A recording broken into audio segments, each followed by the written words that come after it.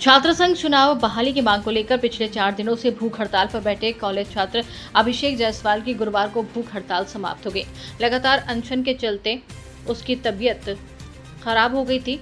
आपको बता दें, जिसके बाद उसे अलवर जिला अस्पताल के आईसीयू में भर्ती कराया गया।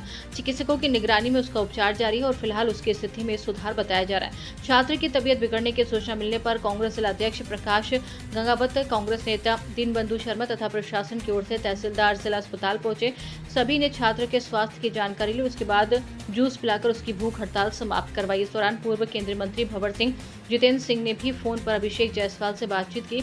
उन्होंने छात्र के स्वास्थ्य की चिंता जताते हुए कहा कि छात्रों के हित से जुड़े हर मुद्दे को मजबूती से उठाया जाएगा और उनकी मांगों को उचित मंच तक पहुंचाने का प्रयास भी किया जाएगा। कांग्रेस जिला अध्यक्ष प्रकाश गंगावत ने कहा कि छात्रों की मांगे पूरी तरह न्याय संगत है और कांग्रेस उनके साथ मजबूती से खड़ी है। उन्होंने कहा कि कांग्रेस उन्होंने कहा कि छात्र हितों से जुड़े प्रत्येक मुद्दे को सरकार और संबंधित अधिकारियों के समक्ष प्रभावी ढंग से उठाया जाएगा। वहीं कांग्रेस नेता दीनबंधु शर्मा ने कहा कि आगामी 16 अगस्त को केंद्रीय गृह मंत्री अमित शाह के अलवर दौरे के दौरान भी छात्र संघ चुनाव बहाली सहित छात्रों की मांगों को उनके समक्ष रखने का प्रयास किया जाएगा। उन्होंने कहा कि लोकतांत्रिक प्रक्रिया को मजबूत करने के लिए छात्र संघ चुनाव बहाल होना आवश्यक है। अस्पताल परिसर में छात्र समर्थकों और कांग्रेस कार्यकर्ताओं की भी मौजूदगी रही। छात्र की भूख हड़ताल समाप्त होने के बाद समर्थकों ने राहत व्यक्त की और उनके शीघ्र स्वस्थ होने की कामना की।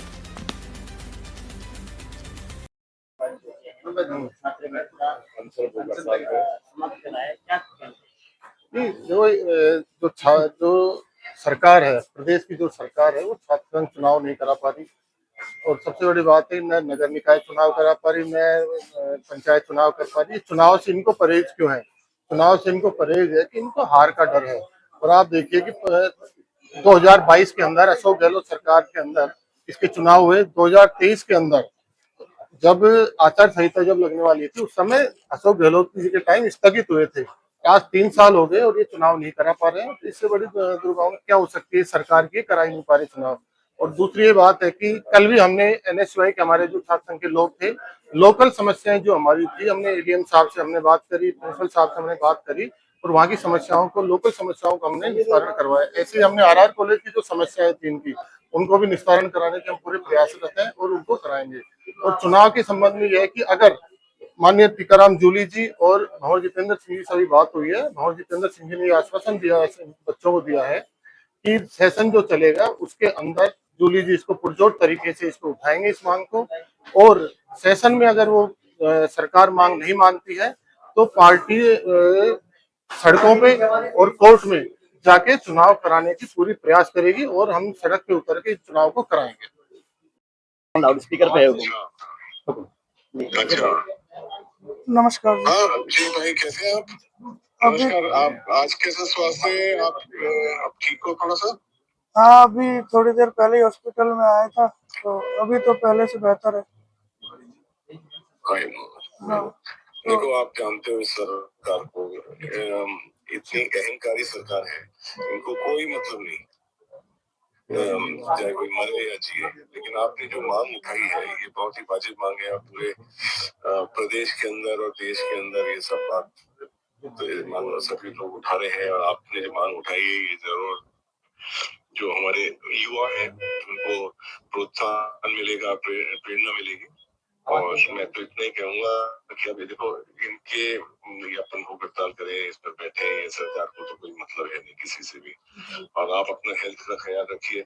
और एक मैसेज आपने दे दिया है, अब कैसे भूख हड़ताल भी अब आप समाप्त करिए। इसकी लड़ाई जो है वो माननीय अपने नेता प्रतिपक्ष जोली जी भी और हम सब यहाँ राहुल जी को पार्लियामेंट में भी, ये सभी जगह पर इस बात को उठाएंगे। और आपकी लड़ाई पार्लियामेंट, विधानसभा के अंदर भी और बाहर भी ये अपन लड़ेंगे सब लोग। तो इसलिए आप सबों से यही आग्रह है कि मेरा बस यही अनुरोध है कि हमारी मांग समाप्त करिए। बिल्कुल, हम आपके बिल्कुल पक्ष में, हम तो चाहते हैं, आप जानते हो तो कांग्रेस पार्टी ने हरदम संविधान और जो हमारा डेमोक्रेसी है उसको हरदम कायम रखा है। और छात्र क्योंकि चुनाव होने चाहिए, इसमें क्या बात है, परेशानी क्या है इनको? ये डरे हुए हैं, इसलिए देखो पंचायत ही नहीं करवा रहे, नगर पालिका, नगर निगम ही नहीं करवा रहे। ऑर्डर है, तो आप इसको है ना खत्म करिए। और आप, मैं आ रहा हूँ अलवर 2-4 दिन में, फिर आप मेरे से मिलना। हाँ? और अपना स्वास्थ्य का ख्याल रखिए, जी भाई। है ना? चलो, बढ़िया बढ़िया बढ़िया बढ़िया। ओके हुकुम, नमस्कार अंकित जी, जी हुकुम। और अध्यक्ष जी से हुकुम ली बात कीजिए।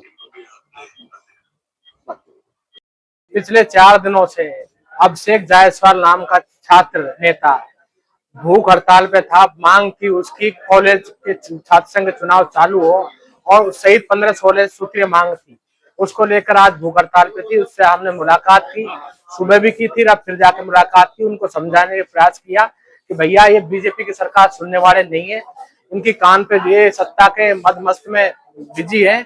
हमारे नेता आदरणीय भंवर साहब और टीकराम जूली जी से इनसे बात कराई, बात कराकर उन्होंने समझाइश की और उन्होंने कहा कि मैं आगामी मानसून सत्र है इन युवाओं की मांग को विधानसभा में उठाऊंगा। साथ ही यहाँ के प्रिंसिपल अशोक आर्य जी से हमने बात की, तो स्थानीय स्तर की जो समस्याएं, सरस्वती मूर्ति की हो, टॉयलेट की हो, कक्षाओं की हो, तमाम तरह की जो समस्याओं को लेकर उनसे बात करी, उन्होंने सहमति जताई। इसके बाद उन्होंने जूस पिलाकर इस युवा का भूख हड़ताल तोड़वाई, क्योंकि हमें पता था इसकी तबीयत बिगड़ रही थी। बीजेपी के लोग, प्रशासन के लोग इस पर कोई ध्यान नहीं दे रहे थे। बीजेपी के लोग तो इस पर बिल्कुल ध्यान नहीं, 4 बार चक्कर काट गए मंत्री जी इसके सामने से, लेकिन बच्चे कोई नहीं सुनी। बीच नीचे नाला था, कीड़े करकट, ऊपर बारिश हो रही थी, लेकिन कोई सुनने वाला नहीं है। इस अंधेर गद्दी और चौपट राजा चल रहा है इस देश में। और आने वाली 16 तारीख को अमित शाह जी यहाँ जिले में आ रहे हैं, उनको बताना पड़ेगा कि किस प्रकार हमारे देश में, जो मैंने सुना है कि विकास की बात करेंगे, किस प्रकार के विकास करेंगे। युवाओं को शिक्षा की व्यवस्था नहीं है, न पूरे छात्र स्कूल में टीचर हैं, न कॉलेज में टीचर हैं, न कमरे हैं, बड़ी दुविधा है। एक सरकार थी कांग्रेस की जिसमें विश्वविद्यालय जैसे मतलब विश्वविद्यालय खोलने का काम किया, हर ब्लॉक वाइज पे कॉलेज खोलने का काम किया, ये कांग्रेस सरकार ने काम किया। और बीजेपी की सरकार इनमें कुछ करने की स्थिति में नहीं है।